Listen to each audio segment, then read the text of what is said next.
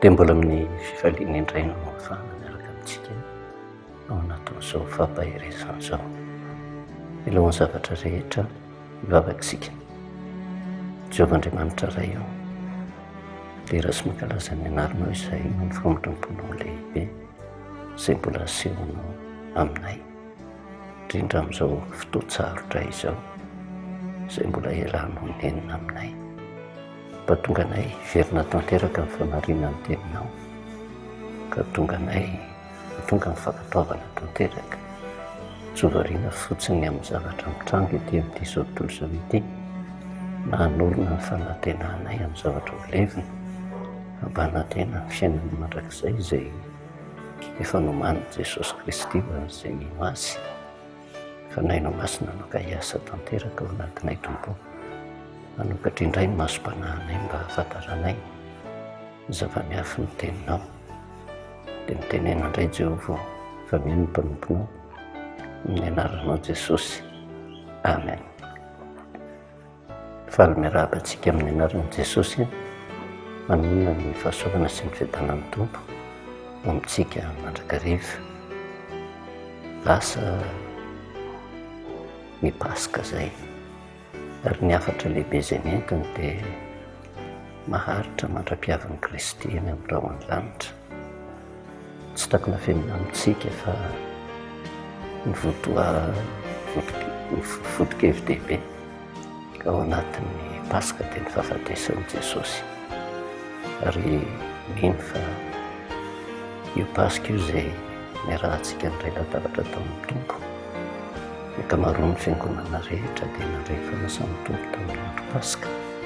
Dia izao tsara no ambaran'ny Paoly Apôstôly ao amin'ny Korintiana voalohany, toko raika amby folo, izay manambara ny tena famarinana araka ny soratra masina, fa tsy araka ny eritreretin'ny olona azy, satria fantatritsika fa ny ankamaroan'ny kristianina raha vao miresaka Paska dia fandresena, raha vao miresaka Paska dia fankalazana ny fitsanganan'i Jesosy. Fa ny ara-tsoratra masina dia fahatsiarovana ny fahafatesan'i Kristy. Dia amin'ny epistely nosoratan'i Paoly ny Korintiana voalohany, toko raika amby folo ny andiny fahaenina amby roapolo, dia zao ny voasoratra hoe: fa na oviana ianareo no mihinana itony mofo itony sy misotro amin'ny kapoaka, dia manambara ny fahafatesan'ny Tompo ianareo mandra-piaviny. Fandraisana fanasan'ny Tompo no resahany eto, izay tsy afa-misaraka amin'ny hafatra tany amin'ny Paska voalohany, tany amin'ny Exodosy toko 12 izay tamin'ny famonoana ny zanak'ondry tsy misy kilema. Hafa kely ny fomba nitandremana azy sy tandindro ny fandraisana fanasan'ny Tompo tamin'izany vanim-potoana izany, satria zanak'ondry tsy misy kilema izay novonoina, natsatsika, ny nofo no nohanina miaraka amin'ny mofo tsy misy masirasira, ary ny rano natetina tamin'ny tato-ambaravarana sy ny tolam-baravara. Maty ilay zanak'ondry, izay tandindro ny fahafatesan'i Jesosy Kristy ary tsarovana mandrakariva isaky ny mandray fanasan'ny Tompo. Io tenin'ny Paoly Apôstôly hoe: fa na oviana ianareo no mihinana itony mofo itony sy misotro amin'ny kapoaka, dia manambara ny fahafatesan'ny Tompo mandra-piaviny. Inona ny dikan'izay hoe manambara ny fahafatesan'ny Tompo mandra-piaviny izay? Dia hitantsika ao amin'ny Korintiana voalohany, toko 5, ny andininy 9 ka hatramin'ny 19. Zao no ambaran'ny Paoly Apôstôly: tsy mety ny firerehanareo izy, tsy fantatrareo va fa ny masirasira kely dia mahazo ny vongana rehetra. Esory ny masirasira ela mba ho vongana vaovao ianareo arak'izay tsy misy masirasira anareo, fa voavony Kristy Paska ho antsika. Kaoka isika no andro firavoravoana tsy amin'ny masirasira ela na amin'ny masirasira lolo-posy faharatsiana, fa amin'ny mofo tsy misy masirasira dia ny fahadiovam-po sy ny fahamarinana. Mazava io tenin'ny Paoly Apôstôly eo amin'ny andininy 7 tapany farany hoe: fa voavony Kristy mandra-piaviny.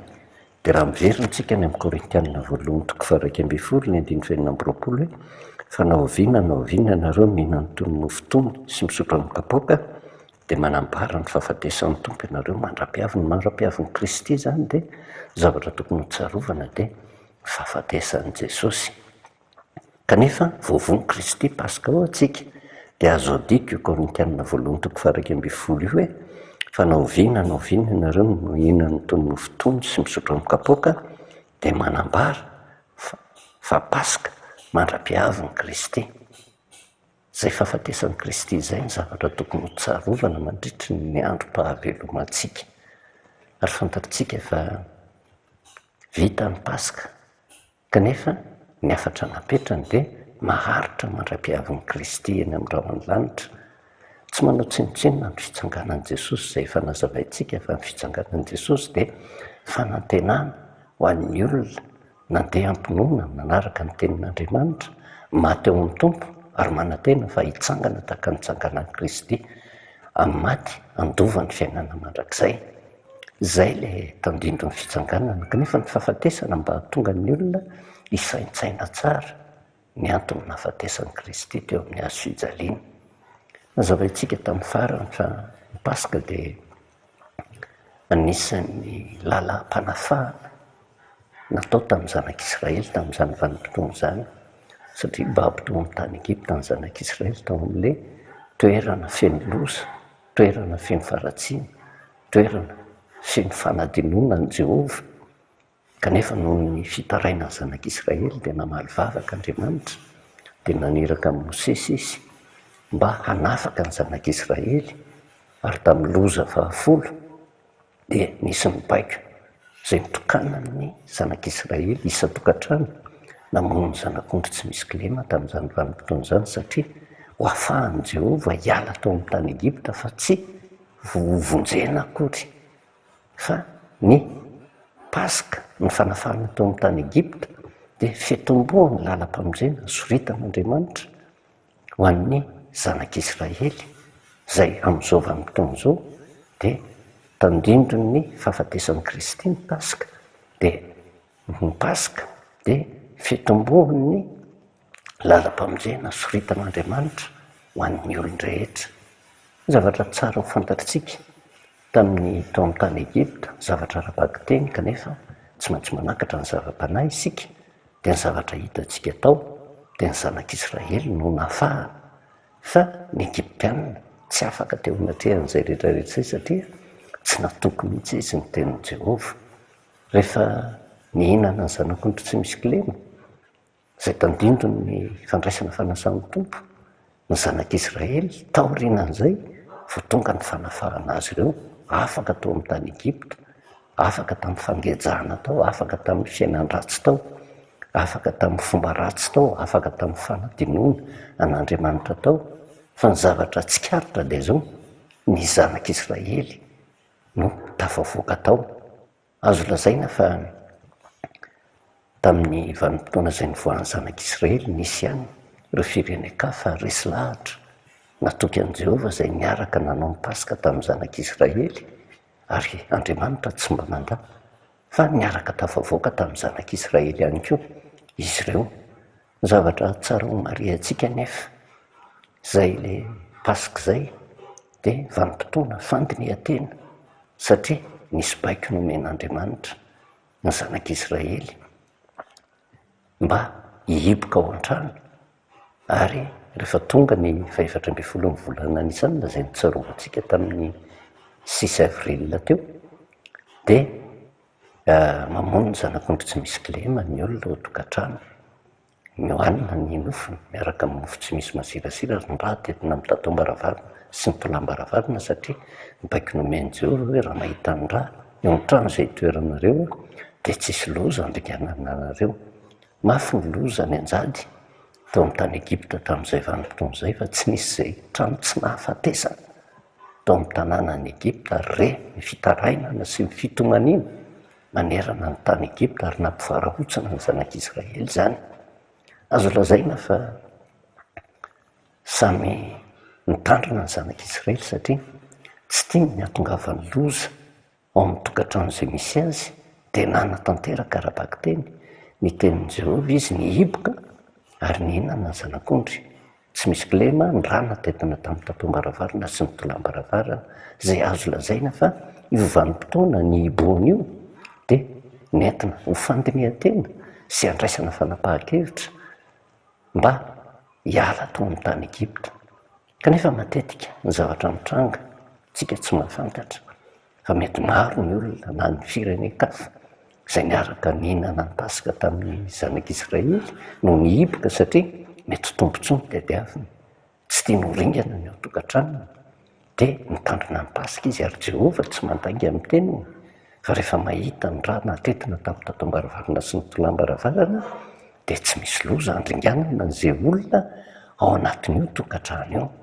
Afaka mandray fanapahan-kevitra nefa rehefa avy eo ilay olona izay mitandrina ny pasika hoe rehefa tonga ny vanim-potoana hiaingana dia safidiny na izy hiainga na izy hijanona na dia teo ary ny loza tsy niatra taminy safidim-pon'izy ireo hoe tena tapa-kevitra marina ve fa hiainga satria nitanjona an-kendren'i Jehovah dia namoaka ny zanak'Israely hivoaka tao amin'ny tany Egipta ary ny fiatombohany dia manomboka amin'io finanana ny zanak'omby tsy misy kilema izay tandindro ny fahafatesan'i Jesosy Kristy io izay ny fandraisana fanasan'ny tompoko dia fahatserovana ny fahafatesan'i Jesosy Kristy fa manana safidy nefa ny olona ao aorianan'izay na izy hijanona na izy hiainga anaraka ny toromarika napetraka Andriamanitra andeha ho any amin'ny tany Kanana kanefa tsy tonga dia tonga tany satria raha ohatra vao niala teo dia tonga tao amin'ny tany Kanana dia izay natao hoe voavonjy fa tsy mbola voavonjy izy fa nahafahana fotsiny ho afaka tao amin'ny toerana feno loza, tao amin'ny toerana feno fahoriana, tao amin'ny toerana feno ota dia misy lalana izay nobaikon'Andriamanitra azy mba ho arahany mandra-pahatonga any amin'ny tany Kanana. Raha misy mijanona dia mazava ho azy satria vavolombelona nahita na ny Egyptiana na ny zanak'Israely fa loza amina tambo ny ao amin'ny tany Egipta ary izay no nahatonga ny zanak'Israely tapa-kevitra ny hiala amin'izany toeran-doza zany, toerana izay nanadinoana ny Jehovah zany ary tapa-kevitra ny anatanteraka ny baikon'Andriamanitra dia nizotra andeha ho any amin'ny tany Kanana.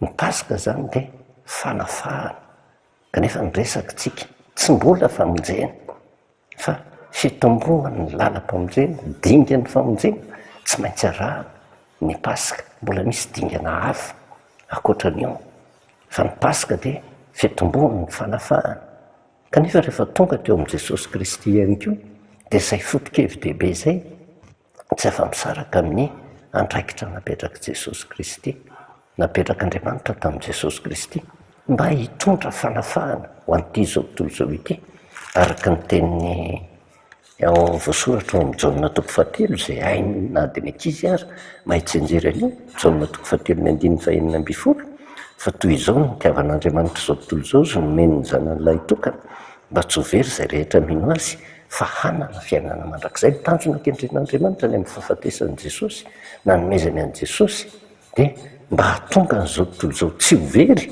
fa mba hanana fiainana mandrakizay ka raha tonga teto Jesosy dia nitory ny filazantsara ny fanafahana izy ary tamin'ny alalan'ny tenany izay maty teo amin'ny hazo fijaliana tsy ny kristianina rery ihany, tsy ny jiosy rery ihany indray taty amin'ny testamenta vaovao fa izao tontolo zao mihitsy no afaka na mino an'Andriamanitra na tsy mino an'Andriamanitra vao maty Jesosy Kristy vita ny fanafahana fa tsy vita ny famonjena, tsy vita, tsy nahazo famonjena ny olona. Ny famonjena ny andraikitra nataon'i Jesosy no vita ny tanteraka, vita ny famonjena fa miankina amin'ilay olona indray na andeha hizotra amin'ny lalina izay soritan'Andriamanitra izy na tsy satria ny firaisana latabatra amin'ny tompo tsy antoka azahoana ny famonjena akory fa miankina amin'ny safidy sy ny toe-panahy ananan'ny olona zany tahaka an'izay niresahantsika hoe mety tao amin'ny hevitra anankiray niaraka tamin'ny zanak'Israely ireo firenen-kafa fa rehefa tonga ny fiaingana hivoaka tao amin'ny tany Egipta dia manana safidy izy na andeha na hijanona kanefa Andriamanitra marina amin'ny teniny raha nihiboka izy ka nanatanteraka nitandrina ny pasika araka ny tokony ho izy dia tsy nisy loza nandringanana azy fa raha hijanona kosa izy dia fandringanana ho an'izay mijanona fa ho famonjena, ho fanafahana ho an'izay tapa-kevitra hiala tao amin'ny tany Egipta ary marina foana izay zavatra izay raha mandinika fotsiny tsika tamin'ny vanim-potoana zay efa diva ho faty Jesosy Kristy raha nanatanteraka ny faraisana fanasan'ny tompo niaraka tamin'ny mpianana izy dia inona ny zavatra mitranga. Ny zavatra mitranga tao anatin'izay firaisana latabatra niarahany Jesosy Kristy tamin'ny mpianatra izay dia teo daholo izy 12 lahy. Ary izay fiarahana mandray ny fanasan'ny tompo izay dia hitondra fanafahana ho an'ny apôstôly 12.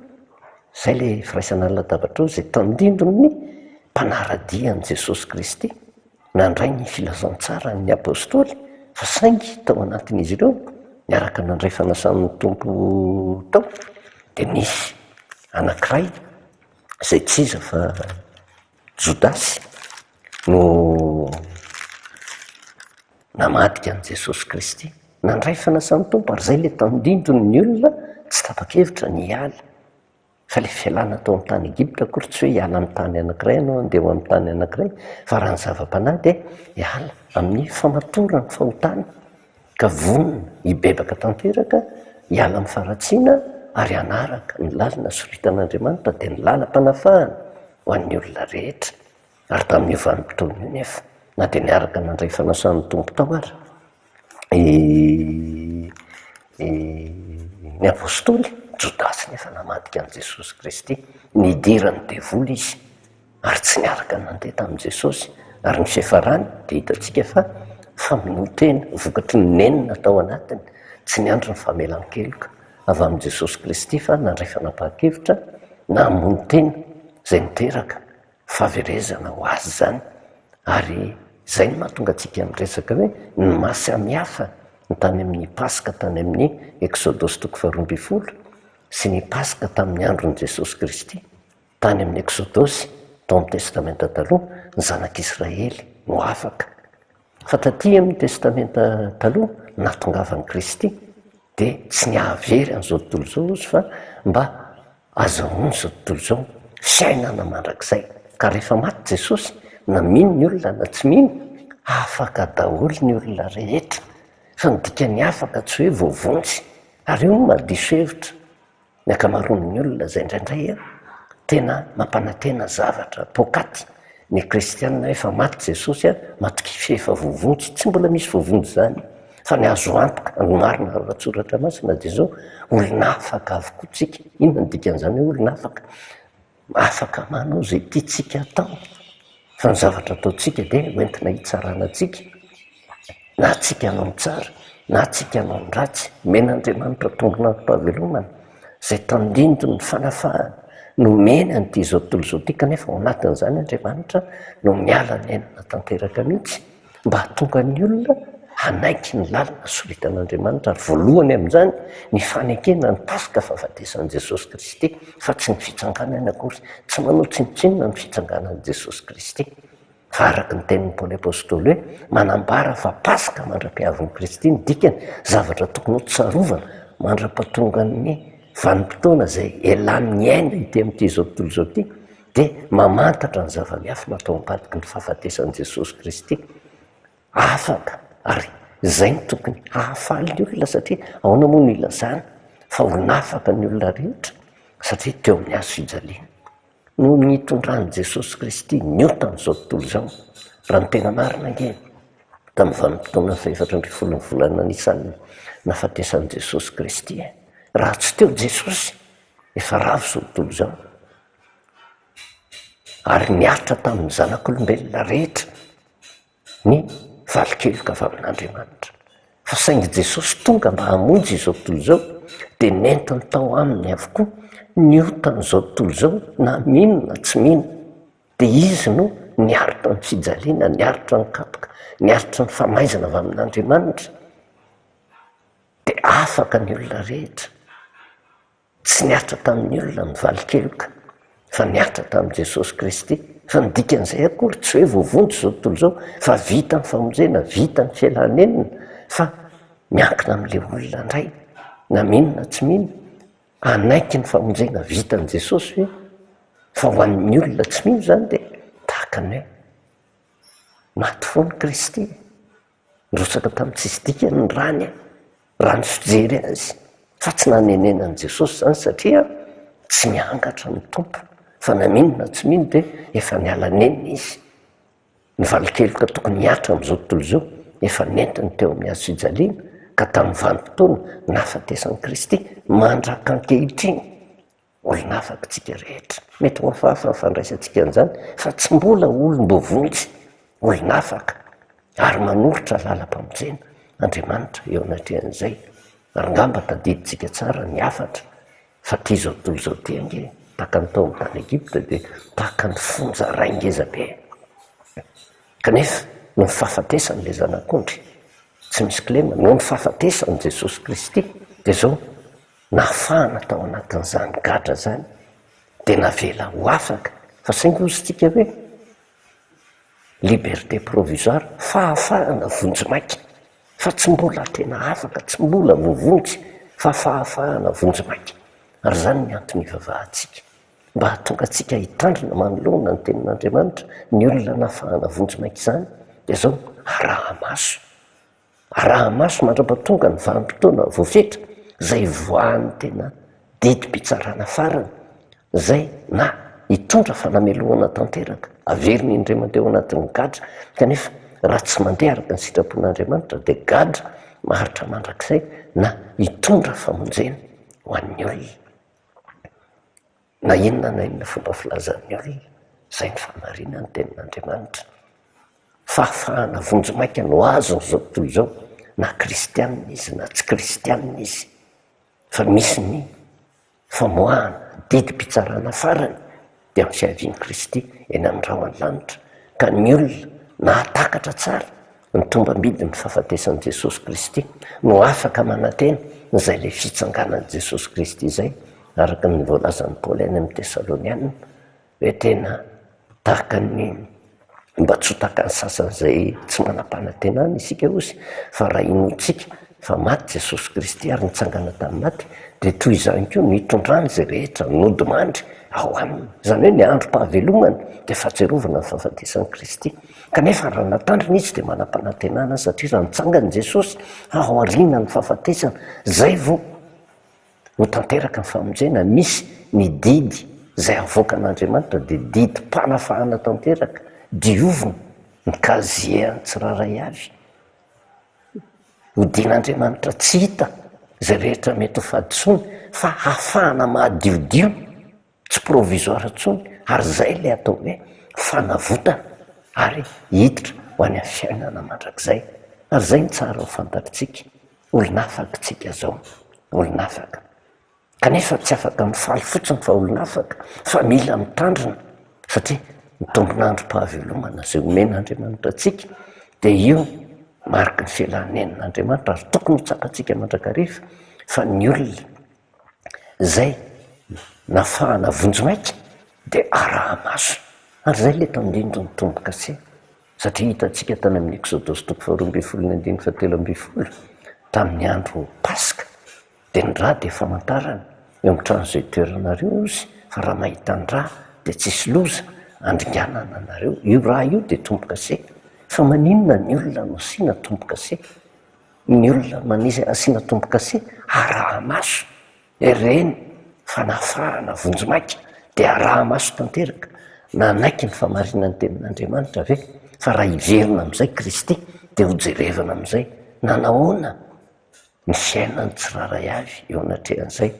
Sao dia nanantena tena fa efa voavonjy kanefa tsy nitandrina akory, ohatrany mampalahelo indraindray na misotro-kevitra ao anivon'ny Paska ary dia manahirana na inona mety ho famarinana torina dia samy miazona ny lasitra fototra nahazatra azy izay tsy hitondra ny famonjenan'ny olona. Dia hitantsika ny Paska anankitelo izay nresahantsika teto fa tsy hiverenantsika izany rehetrarehetra izany, fa tsika tsy handeha hanatsikera na iza fa milaza fotsiny ny famarinany teny soratra masina hoe Paska dia fahafatesan'i Kristy, ary izay fahafatesan'i Kristy izay tsarovana mandra-piavina eny amin'ny rahona lanitra. Noho izany tena olona afaka tsika, fa tokony ho tadidintsika fahafahana vonjimaika ihany ny eto amin'ity fiainany mandalo ty liberté provisoire, tsarovy fa na kristianina tsika na tsy kristianina tsika, olona raha maso fa ny zavatra azo antoka tsy maintsy misy ny fiainana mandrakizay. Ary Kristy efa nelon-lalana any, ary inona nataony? Tsy hoe mitsangana fotsiny izy dia niadakadana ny fanjakany lanitra, fa mbola miasa izy, mitaraina ny feo tsy azo tonoina ao amin'ny efitra masina indrindra.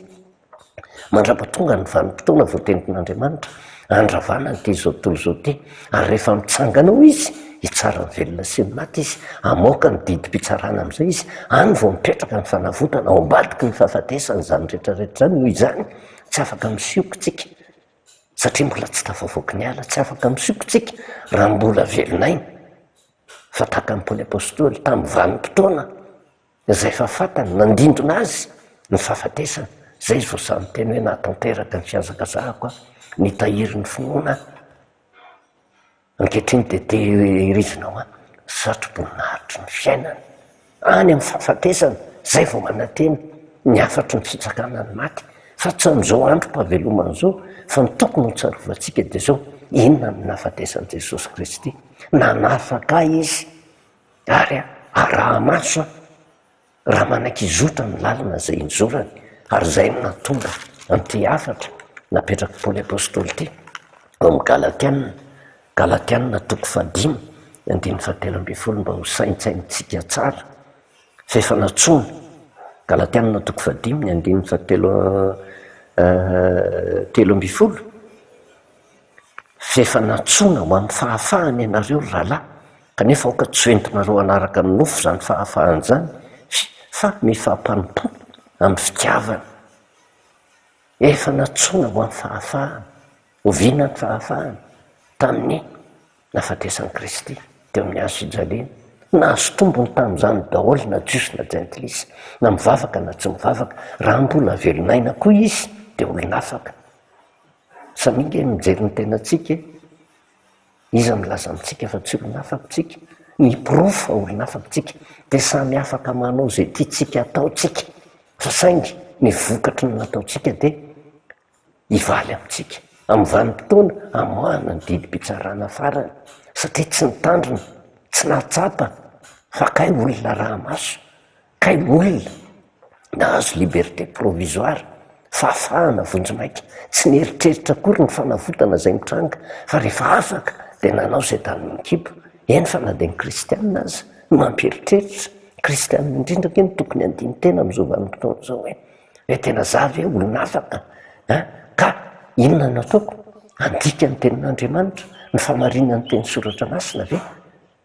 Sao dia hanenenana ka manantena fa hovonjena, kanefa ny zavatra hitranga dia hizotra ny lalany fahaverezana, tsy mora ange.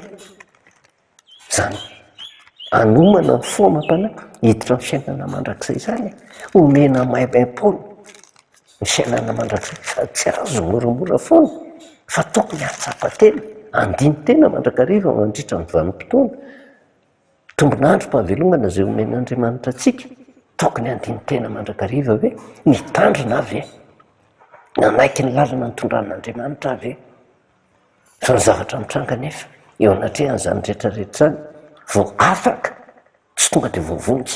Raha mijery fotsiny ny tantaran'ny zanak'Israely, jerevantsika vetivety fa ny fandinihan-tena ange tsy amin'iny vanim-potoana izay nahafatesan'i Jesosy Kristy iny fotsiny, na ny vanim-potoana nandraisana fanasan'ny tompo, tsy amin'iny fotsiny ny fandinihan-tena, fa ny fandinihan-tena dia mitohy mandrakariva, satria na dia andray fanasan'ny tompo ary dia manana safidy na andeha hiainga na hijanona.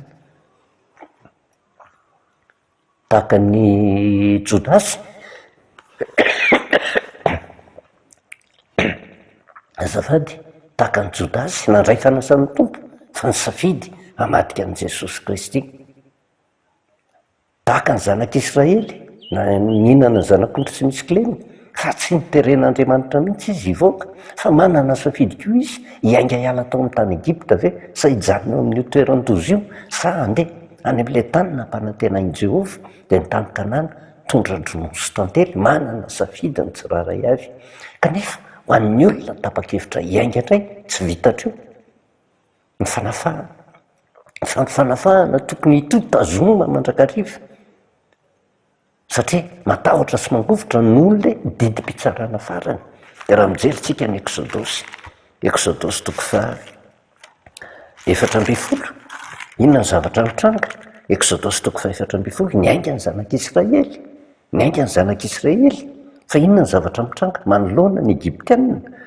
Exodosy toko faha 4:10 ny 5 ka hatramin'ny 12 vakitsika. Ary nisy nanambara tamin'ny mpanjakan'ny Egypta fa efa nandositra ny olona dia niova ny fony Farao sy ny mpanompony ny amin'ny olona ka hoy izy, inona zao nataontsika izao no nandefa ny Israely hiala tamin'ny fanompoana antsika isika? Zany hoe teo izy vao tonga saina indray fa naninona no nalefantsika ny zanak'Israely?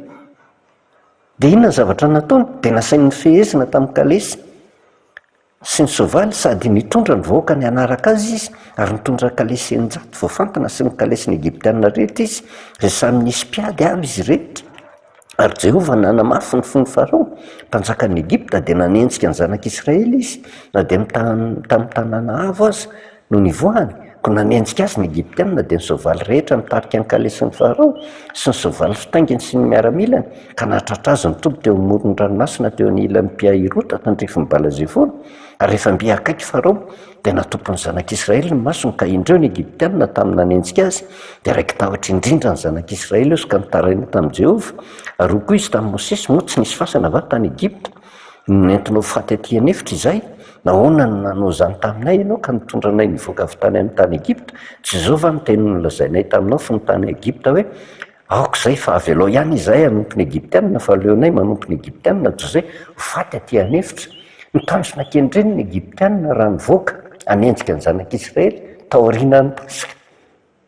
Efa tena narovana tamin'ny loza reto zanak'Israely reto kanefa tsy nahatsapa ny herin'Andriamanitra ny Egyptianina. Lasa indray izy nanenjika ny zanak'Israely, tsy ny hamono hahafaty ny zanak'Israely ny tanjona ny kendreny ny Egyptianina fa ny taona azy ampitahotra azy sy taona azy hiverina indray mba hanompo ny Egyptianina, hiverina indray any amin'ilay tanàna feno loza.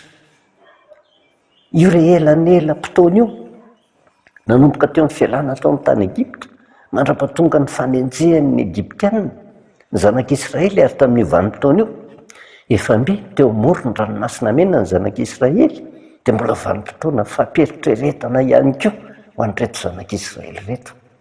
Mbola mahazo miverina nareo fa mahazo misafidy kosa na ho tohizana ny lalana na hiverina any amin'ny tany Egypta.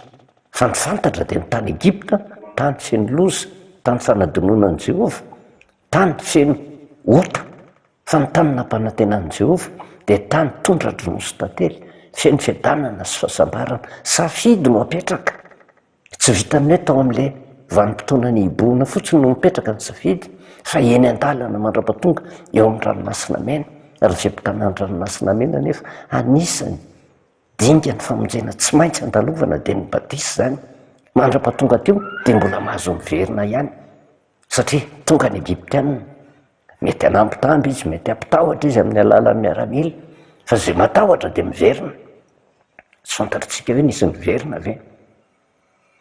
Fa ny afatra nomeny Jehovah kosa dia hoe aza matahotra ianareo mijanona fa ho hitanareo famonjen'i Jehovah izay ho ataona anareo anio.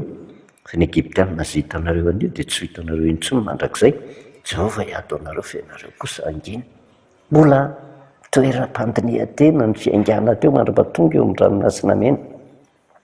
Eo amin'ny ranomasina mena izay tsy maintsy epitana araka ny baikon'i Jehovah dia eo mbola dinga ny famonjena tsy maintsy andalovana zany izay ho azavaintsika amin'ny manaraka.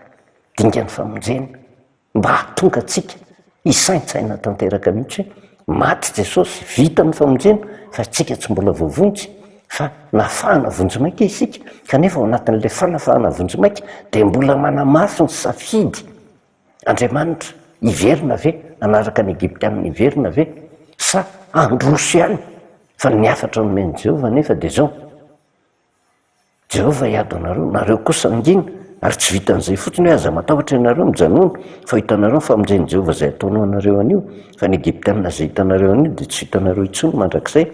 Jehovah hiady anareo fa ianareo kosa angina aroy jehovah tamin'ny Mosesy nahoana no taraina amika ianao lazao amin'ny zanak'Israely mba handroso afatra no napetraka lazao amin'ny zanak'Israely mba handroso zany hoe izotra amin'ilay lalana zany hoe tsy maintsy miampita ny ranomasina mena fa tsisy lalana akoatran'izay ary zay no mahatonga ny Paoly apôstôly mampieritreritra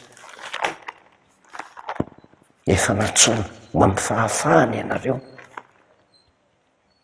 rahalahy kanefa aoka tsy hoentinareo anaraka ny nofo zany fahafahany zany fa mifampanompo amin'ny fitiavana satria tao ny tahotra ny zanak'Israely tamin'izany vanim-potoana zany satria teo an-dranomasina mena tsy hitan'izay azo atao tsy lasa tsy natoky an'Andriamanitra hoe afaka mahavita zavatra tsy aheritreretina angeo Andriamanitra hoe zavatra impossible eo amin'ny fiainanao tsy vita amin'ny herin'olombelona no andeha hamaky ny ranomasina zany kanefa ny baiky nomen'Andriamanitra dia zao lazao amin'ny zanak'Israely mba handroso fa zay matahotra kosa dia miverin-dalana izy ary zany mbola afatra ampitaina ao anatin'ny vanim-potoana aorianan'ny Paska takian'Andriamanitra mba handroso itsika ary miandry ny ranomasina mena ho sokafan'Andriamanitra io fa miankina amin'ny olona safidim-pon'ny olona zay dinga ny famonjena zany rehetrarehetra zany zay manam-porofo fa mbola tsy voavontsika fa mbola fahafahana vonjy-maika ihany kanefa mandritry ny tombon'androm-pahavelomana zay omen'Andriamanitra antsika dia mitandrina tanteraka mihitsy misaintsaina ny afatry ny fahafatesan'i Jesosy Kristy zay fa mitondra fanafahana ao antsika fa tsy famonjena akory fanafahana vonjy-maika fa mbola mitaraina amin'ny feo tsy azo tononona izy fa miankina amintsika fa tsy maintsy misy ny didim-pitsarana farany famoahana ny didy farany any vao misy fanadiovana tanteraka sy ny fanavotana zavady ho an'izay nodimandry tao amin'ny tompo ary zany indrindra ny tokony ho saintsaina ntsika indrindra isika kristianina manahoana ny tenin'Andriamanitra raisitsika manahoana ny fombatsika sao dia manantena ho voavonjy sao dia efa misioka kanefa mbola tsy tafavoaky ny hazo sao dia manantena fa efa tafiditra ny lanitra kanefa mbola tsy maty fa mila mampintena eo anatrehan'izany rehetrarehetra zany dia matoky sy mihinana fa ny fanahin'Andriamanitra dia hiasa ao anatintsika satria marina ny tenin'ny Paoly apôstôly efa natsoina ho afahanafahany ianareo rahalahy kanefa aoka tsy hoentinareo anaraka ny nofo zany fahafahany zany fa mifampanompo amin'ny fitiavana raha vao manaraka ny nofo dia midika miverina indray amin'ny fomba fanaon'ny Egiptianina tsy tapa-kevitra ny hanohy ny idia tapa-kevitra hiazona ny lasitra fototra diso mandrakariva ary ny fiafarany nefa dia misy ny didim-pitsarana na tian'ny olona na tsy tian'ny olona didim-pitsarana farany ary amin'izay vanim-potoana izay tsy misy fahafatesany zanak'ondry indray mandeha intsony Kristy no maty indray mandeha vita ny famonjena nanafaka antsika izy fa amin'izay vanim-potoana izay hiverina izy tsy izy tsony ny faty fa zay rehetra tsy natoky ny afatry ny fahafatesan'i Jesosy Kristy dia isan'izay horingana izy amin'izay vanim-potoana izay dia ny fanahy masina anampy antsika mba hatonga antsika indray ny fanapahan-kevitra tsara indrindra anatanteraka amin'ny tenin'i Jehovah hoe lazao amin'ny zanak'Israely mba handroso voninahitra ho an'Andriamanitra reriana vavakisika Jehovah Andriamanitra ray io misaotranao izahay nonony lehibe ny fahasoavana sy ny fitiavanao izay mbola hanambaranao aminay ny marina mba hahatonga anay tena hatoky lana-pamonjena izay soritanao mba tena ao anatin'ny fanafahana feno fitandrenana tanteraka mpanomponao tsiraray avy ka raha tonga ny vanim-potoana hiverenanao eny amin'ny rahoan'ny lanitra Jesosy dia mba isan'izay ho ahavotanao zay rehetra matoky ny famonjena vitanao tamin'ny fahafatesanao dia misaotra indrindra ray ny anaranao Jesosy amen dia manao velomantsika amin'ny anaran'i Jesosy manonona fahasoavana sy ny fiadanan'ny tompo mamitsika mandrakariva